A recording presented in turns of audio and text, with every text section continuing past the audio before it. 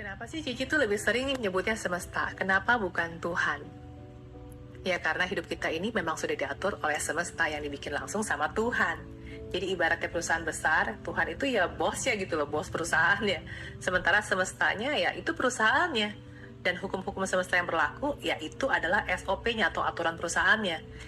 Jadi, biar bisa jalan autopilot tanpa nunggu perintah satu-satu, dibuatlah sistem, alur, dan struktur yang detail oleh Tuhan.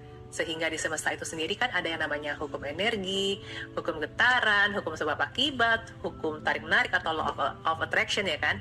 Jadi seperti kayak misalnya, contoh gravitasi deh. Kenapa kalau daun tuh bisa jatuh gitu kan, atau air tuh ngalir, atau rejeki tuh bisa muter gitu kan. Semua tuh udah ada sistemnya. Dan sistem itu tunduk penuh sama kehendak Tuhan. Jadi ketika gue bilang hidup ini bekerja mengikuti hukum semesta, bukan berarti kita ujung-ujungnya jadi nyembah semesta.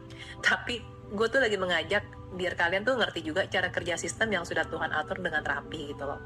Biar kita itu nggak terus muter-muter di masalah yang sama cuma karena nggak ngerti cara kerjanya.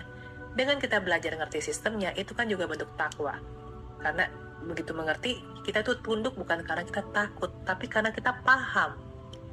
Dan kalau lu lebih nyaman langsung nyebutnya Tuhan, ya monggo gitu loh, nggak ada yang larang juga. Karena tiap orang kan punya cara sendiri ya buat nyambungin batinnya.